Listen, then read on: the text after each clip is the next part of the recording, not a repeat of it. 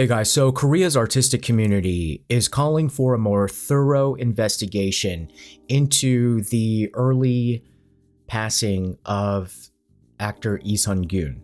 So in Korea, this Friday, there's going to be a press conference, which is going to include the Parasite director Bong Joon-ho, to call for a really rigorous look into what really went on in this case. And whenever they use these phrases in these kind of situations to really uncover the truth of what happened, yes, usually it's because there's something that went wrong in the procedure. There's something that might have been covered up. And then there's usually another storyline that is going on behind the scenes. And if anybody who knows another storyline that goes behind the scenes, like the B line and the C line, are people who are in the artistic community, especially a film director. So we're going to see greater pressure from the artistic community in this case because there might be something going on that we don't know about. Now, in the last video, we focused on the shadiness and the suspicious behavior of Kim Nam-hee, the mini madam that had the most close contact with actor Lee Sun-kyun in this case. Now we're going to go over in this video the shady behavior of the upstairs neighbor. She is hella shady.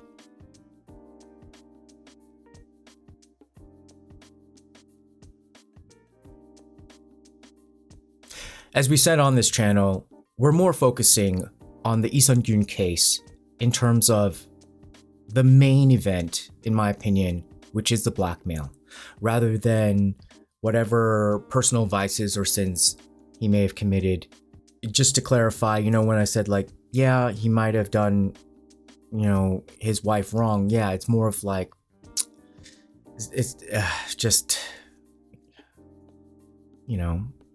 spending time with this lady. Not like he was hitting her or anything, but, being away from the home and not being reachable. The wife was calling him 60 times. And I think that's kind of, not so good, but that's a separate issue. But the world of sin and vice is intermingled into this case because it does form the foundation of how this blackmail was crafted. Now, people are wondering, when we were talking about the blackmail amount, 300 million won, where did all this money go? Who has this money? Well, we have now some testimony or some interviews with Kim Nam-hee's older sister. Now, this comes from a YouTuber named Caracula, like Dracula, but Caracula. He did direct interviews with the sister because Kim Nam-hee is in jail. So he even said Kim Nam-hee is probably looking around YouTube seeing who she can send her sister to preach the gospel of her position, to say that she's being done wrong. And she sat down for an interview with Caracula, and also Caracula has these phone recordings between Kim Nam-hee and the girl upstairs. Now, in this video, we're going to see the shadiness from the perspective mainly of Kim Nam-hee's side. Kim Nam-hee's position of saying the girl upstairs is the shady one. She's the shadiest of the shadiest of the shadiest, and she has conned all of us. But through this interview and some of this evidence, you can't help but also add on to the pile of shadiness of Kim Nam-hee as well. So first of all, Kim Nam-hee's older sister also worked at the room salon, so it was like a family affair. She came to do an interview saying that this was truly injustice for Kim Nam-hee, and she said that from the beginning, this is a blackmail plot that was 100% on Park So-jung. Park So-jung is the girl who lives upstairs. Park So-jung also worked at this room salon, and Park So-jung was a friend of Kim Nam-hee. So again, Kim Nam-hee was the mini madam, like junior madam. She hadn't worked her way up to be like, the top madam, but she was the one who was also kind of like multitasking as mini madam and also the one that brought Lee Sun-kyun to her house. And so that's why she knew, the girl upstairs also knew when he was, coming and going. So the sister of Kim Nam-hee is out here in the world because she hasn't gone in to jail, and she's out there, kind of trying to defend her sister and put the blame on the girl upstairs. Now, of course, Caracula is being very objective and saying like, and at the end he was just like, I don't know who to believe, but I know all of these, all these people, I don't like any of them. So he's, being skeptical. So in this interview, the older sister said that the files were taken from Kim Nam-hee's iCloud account. So that's how it was supposedly hacked. Then she starts to character assassinate Park So-jung, saying like, Park So-jung, she's a known fraudster. She went in for fraud. Yes, my sister went in for substances, and that's how they met in jail, and then they became friends. And she said that, they kind of got close because they were able to relate on things that others couldn't. Probably, basically being in jail and then coming out. And she said that, however, in the past year, their relationship started to deteriorate. And she says that the sister said that, I think Park So-jung hatched an elaborate plot from the beginning, and especially by just moving upstairs. And she said the con where it started to see, she started to show real evidence of her being like a con artist, again, like even attacking the family, was that she conned Kim Nam-hee apparently out of money by offering to take care of taxes, like back taxes. I guess, even if, you work in the room salon, you need to pay your taxes. And Kim Nam-hee was probably like, oh my God, I don't know how to do this. And then apparently Park So-jung offered to say like, oh, yeah, I could take care of this. I know how, I know how this is done. And it looks like probably Park So-jung said, okay, well, give me this money, then I'll like transfer it to pay your taxes. And then she never did.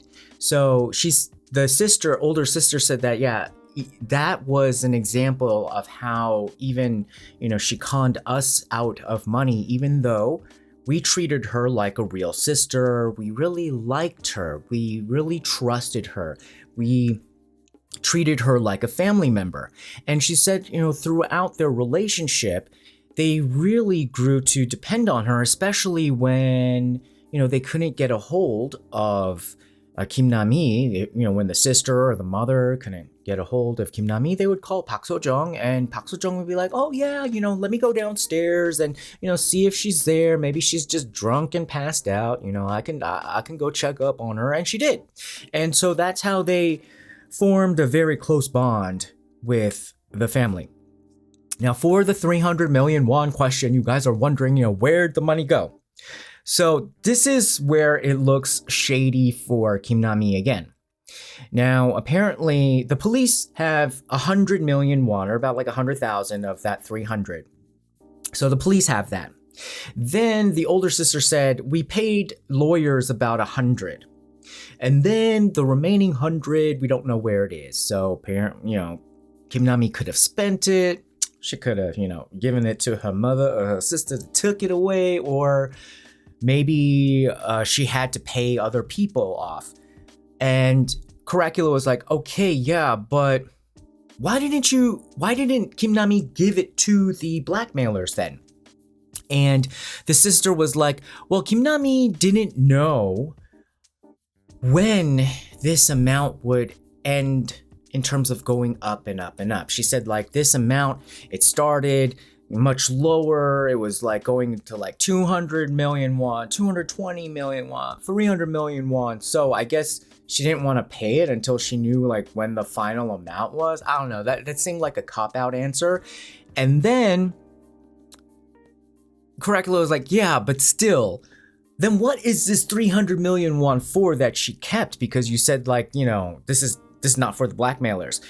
Because they're trying to posit this as like a separate 300 million won. And she's like, yeah, that's just a separate 300 million won for her to keep quiet. That was like an agreement that she had made with Lee Sun-kyun.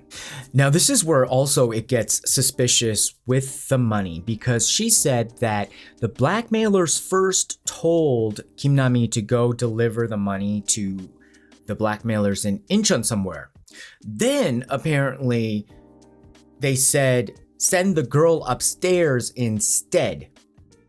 And so the sister is saying, like, that's really suspicious. We think that Park So-jung, the girl upstairs, sent that message. And so now from, you know, a lot of forensics, we're seeing that the actual hacker and the girl sending the message is actually the girl upstairs. So the girl upstairs was the hacker, and she even did some other cons using the same handle. So it is a little bit odd to say, like, some unrelated girl to say, like, okay, well, why don't you send your neighbor to deliver this blackmail money? First of all, how are you going to trust that the neighbor's not just going to run off with the money? It makes no sense. Like, why would the blackmailer even take that sort of risk? But there's a lot of risk if you think of the girl upstairs. How is she going to collect the money and not get found out? She's going to have to hire somebody to pretend to be the blackmailer, but then how can she trust whoever she hires to not just run off with the money themselves? So it probably got a little bit complicated for her, and so she was probably just thinking, hey, all I have to do is say that you should just send the girl upstairs, and then and then you can just give the money to the girl upstairs, and then she can just say, like, oh yeah, I went over to Incheon and I delivered it, when she, you know, just probably delivered it to her closet. So in this case, it does seem like these two were acting separately. In this case, it does seem that they weren't colluding together to con Lee Sun-kyun. It looked like the girl upstairs was conning Lee Sun-kyun and using the mini madame Kim Nam-hee by proxy in order for her to complete her plot. But at the very end, it got foiled because Kim Nam-hee wasn't doing the final transaction of giving the money over to the girl upstairs. And so Caracula, this guy, he also is saying, like, they're getting other reports that this girl upstairs was a bit desperate for money because she had to settle some other cases, like fraud cases that she was involved in. And so she realized that because of this situation with this whole room salon going down, that she's gonna be going to jail soon. So she has to take care of some other stuff. And so she needed to, get some money together. And so that's why she was kind of like pushing this train, and the pushing at the end is starting to make things sound a little bit weird. Like it just doesn't make sense, because she's really trying to push Kim Nam-hee to hand over the money when it doesn't make sense in a logical kind of, whatever a logical blackmail chain goes, to give your neighbor the money in any of these circumstances. And we even saw that she kind of, at the same time, bypassed that and contacted Lee Sun-kyun directly and asked for 200 million won, and she got 50 million won as like a first payment. And then that's where it stopped in terms of getting payments for Lee Sun-kyun before everything went down. And Lee Sun-kyun filed a blackmail suit against the both of them. Now we also have a phone recording of the girl upstairs and the mother of Kim Nam-hee, the mother of the mini madam. And this is where it gets a little bit interesting. It seems as if the girl upstairs is trying to pressure the mother into pressuring her own daughter to pay up to the blackmailer, because Kim Nam-hee is not, paying up. So she called the mother, and it's a little bit odd. So you can kind of see the mom is, I mean, she could just be hot-tempered to begin with. She's also in a very stressed out situation because her daughter is like in jail. But I think she's also a little bit sussed out by the girl upstairs. So the girl upstairs is saying that the hackers are harassing me. And the mom's just like, who are these people and why are they harassing you when the blackmail is essentially between my daughter and Lee Sun-kyun? Why are they contacting you upstairs? And they're like, she's like, yeah, well, they're just trying to get her, you know, Kim Nam-hee to pay up. And because Kim Nam-hee's not paying and they're trying to pressure me. And she even said, the girl upstairs said that they came to my door and they were like banging on it. And so the mom was like, well, then you need to go and get the security camera footage and call the police and catch these guys. You know, what are you calling me for about this? And she's like, yeah, well, you know, I went all morning to the security office, but they said that they need like a police summons to, you know, open up the files for the security footage because of privacy concerns. So she's like, then go to the police and go get it because you need to go catch these people. And then she's like making excuses. She's just like, oh yeah, well, you know, there's only security cameras like on the first floor. There's no security cameras on the second or third floor, like, or every floor. It's only on the first floor. And the other thing about this, the tone of this, is that she's calling Kim Nam-hee's mother mom, like momma. And yes, of course, maybe they could have had a close relationship. And yes, sometimes, you know, in Korea, you know, even out of respect, you know, if you're trying to say like, you know, instead of Mrs., Madam, or, you know, calling somebody else, you may say, you know, mother. But usually you use the formal term like 어머님, or even if it's not that formal, it's like 어머니, but you kind of say it in this tone of there is a distance, like I am acknowledging you are somebody's mother. But the way that she's saying it is like 엄마, is like as if you're my mom. A lot of times these like con artists, they try to do that in order to get too close too fast. And this mom, you know, obviously like she's not having, I mean, she seems a little bit more immune to that because she's yelling and screaming and all this kind of stuff on this. And she's basically saying like, look, you are supposed to be helping my daughter, but like, what the heck is this? Like, why are the blackmailers asking you to be the middleman? It doesn't make sense. Because the mother is even questioning why her daughter is wrapped up in this case and why, yeah, the neighbor keeps talking about like how she's like sticking her foot in this. And she's saying the girl upstairs continues to say it's because Kim Nam-hee hasn't given the money to the blackmailers. The blackmailers haven't received the money from Kim Nam-hee. And the girl upstairs says, Kim Nam-hee even told me that she received the money from Lee Sun-kyun. Now the mother is saying like, why should Kim Nam-hee give the money to the blackmailers? Why through her? Like, again, saying like, why wasn't the transaction just through Lee Sun-kyun and the blackmailers directly? And then Park So-jung, the girl upstairs, is saying like, I don't know, somehow she is in the middle.